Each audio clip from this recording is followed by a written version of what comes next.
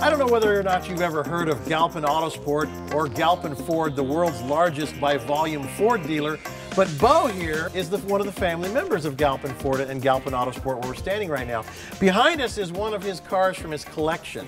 And you collect some weird stuff, my friend. That I do, yes. We're going to show you right now the world's largest Ed Big Daddy Roth collection. Walk us through some of this stuff. Well, we have a few of his trikes. This was actually the last trike that he actually built, called Globe Hopper, and his idea was he wanted to drive to the Soviet Union. But he made it as far as Alaska and figured that might be a one-way trip. So he went all the way up there and drove it back by himself all the way up to the glaciers.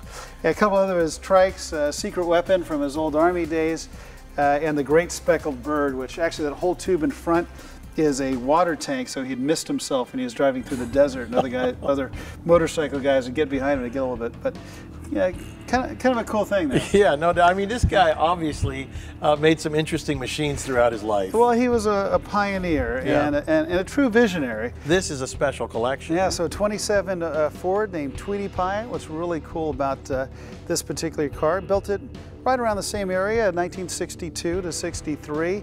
And there were over 9 million model kits made of that car that the kids would build back in the day. So we've got a few of those in the collection as well. Awesome. And then comes to this bubble.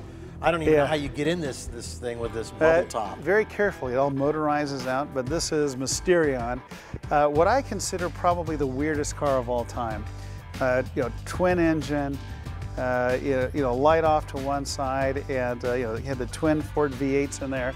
And just absolutely wild. Another one that has a bubble top, kind of interesting, and I think this is one of your favorites too. Well, this is it. This was, for me, a dream come true project because we got to play a little bit of part in history.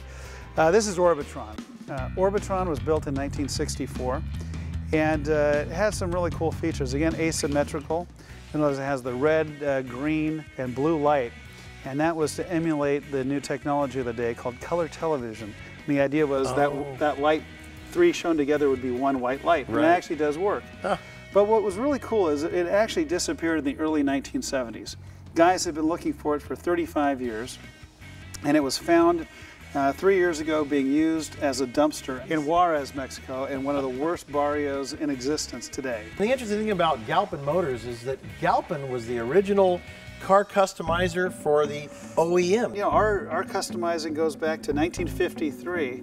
Our first custom car, which was a new car, 52 Ford, was on the cover of Motor Trend. So we've got a long history of customizing. There you go. And we're just having more fun today than ever. Beautiful.